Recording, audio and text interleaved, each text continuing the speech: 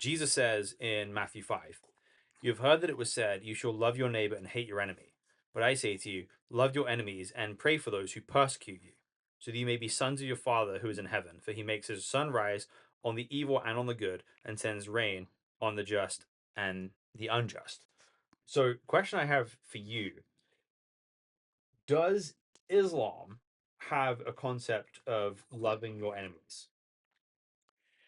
I think first we have to define what you call as love, because love can be different for him, for you, for me, for a person living in the mountains of Himalayas. So I think once we kind of like define love, then I think I'll be in a better place to answer that. But to give you a, a generic response, it talks about taking care of your neighbors, right? And it doesn't talk about loving your enemy in particular. There is no such thing as loving your enemy. It's like, okay, if someone is your enemy, you go kill them in the most blatant way you can. I can give you some reference on that too. But yeah, that's the genetic idea. So are you saying it like reflects more like the eye for an eye, a tooth for a tooth, Yes, exactly. like kind of like Old Testament, Yeah, right? I mean, exactly. I'm quoting Moses, right? But Yeah. yeah, right. Yeah, Islam just copy pasted those things in I think in Surah Al-Baqarah, and yeah, it's particularly in Surah Al-Baqarah is just when they, Right. or Surah Tawbah, where it talks about like if they violate the treaty and they come fight you, then kill them and kill their joints and bones and kill them in most vicious way you can. There Right. is no mercy. I guess we can say that that's not love, right? No, no, no. It's on a Islam really doesn't operate on on, a basic sense, it's yeah. not love. The element of mercy is there Hmm. when someone Islam that's what I would say. Okay, Islam says when someone surrenders, then you have to be generous to them. Then you cannot kill them. And we have seen in history how, for example, Salahuddin Ayyubi's example is there when he conquered Jerusalem. He was so kind, and that's true for many Muslim conquests, except few exceptions. Not to say there are no exceptions, but overall, the idea is that if someone surrenders, you have to be merciful. But if someone fights with you, be so furious and be so vicious and be so show them that you're the real beast type of thing. Right. The alpha apex. Yes. Right. So, how do we, when we're talking about things like war, I don't think any of us are pacifists. No. Right? How then would you say, if Christianity is not a pacifist religion, which I don't think it is, how do you think the Christian attitude of how you treat your enemies in warfare is different than what Sharjila is describing? Well, my first take on that is, again, what's the war for? Um, I don't think it changes like how you treat people, but I think that the idea, let's just say, in how Christianity has emerged in postmodernism, right?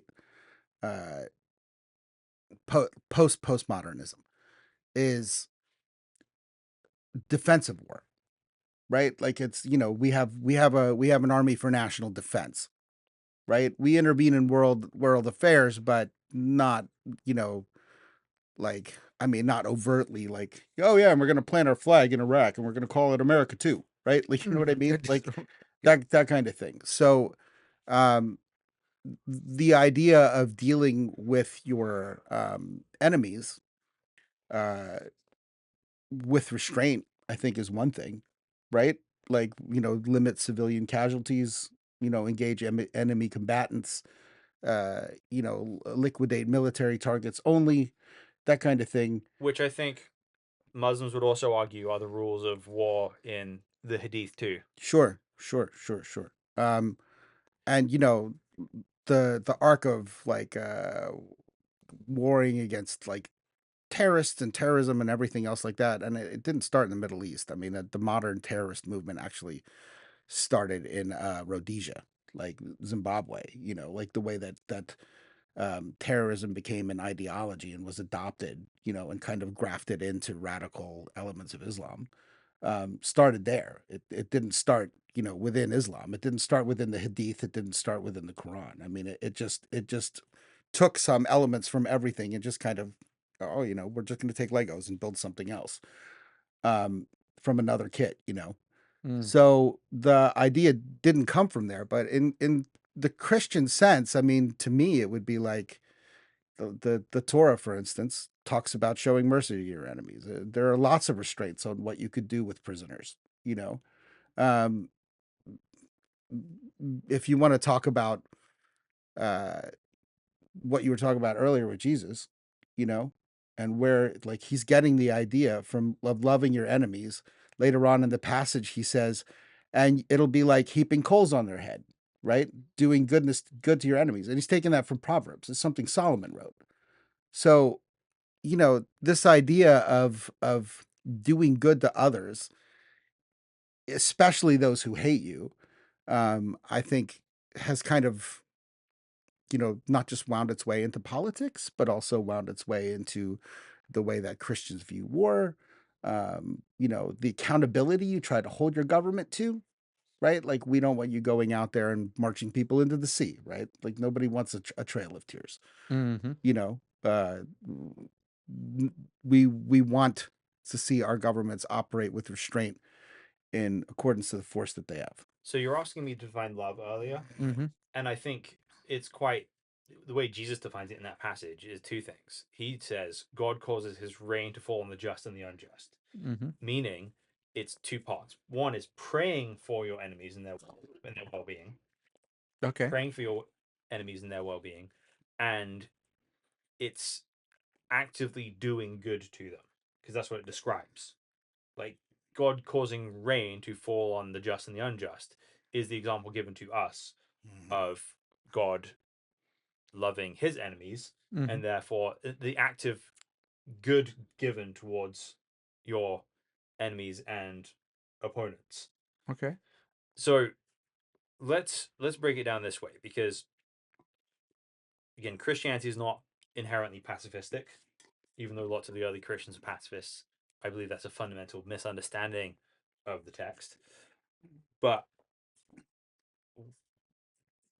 there's no prohibition against a nation which is largely Christian going to war. I suppose the difference would be that Islam inherently has a conquest mindset. Yeah, rule the world. Yeah, Sure. rule the world. So the idea is if you have a nation that's an aggressor against the Islamic State, the idea is to fight against that nation and eventually replace it with the Islamic State. So let me ask you this then: does Christianity not have that idea of conquer the world, but with a different tool? I think. Yes, correct. It is. Christianity absolutely believes in conquering the world, but with an entirely different tool. And this again comes to the difference between the religion and the government. That there is no separation inherently in Islam between the religion and the government, and in Christianity there is. So, you were saying, okay, now that there's a very big statement here that I want to kind of like ask the audience to understand, and also, so you're saying that Christianity doesn't care about who is in the government; it's more concerned about the gospel reaching to ordinary people and changing their individual lives rather than bringing a government that is pro Christianity or something like that. Yeah. Now I'm not saying it doesn't care about the government, but No, I think it absolutely it absolutely cares about the government. absolutely cares about the government. But what Romans 13 says is it outlines that the government is there to punish evil, protect the innocent, defend national boundaries, and promote peace. And what the church is there to do is to proclaim the message and take it towards all the nations. So the government is accountable to God, but it has a different job from the church, and the church has a different job from the government. So Christian wants a Christian government. I mean, they long for it at least, or they want to establish, but not with force and coercion. Yeah, and here's what I would say: everyone wants a government with just laws, right? Like no Yeah, one wants a government with unjust laws. And the way we're going to define justice as Christians is according to a biblical standard. but then it will conflict with how justice is defined with Christianity and how justice is defined in Judaism or Islam or Yeah, Hinduism. Yes. but the fact is that already exists. The way that a Democrat defines justice and a Republican defines justice is different. The way that a Sufi defines justice and that a Justice. Salafi defines justice is different, right?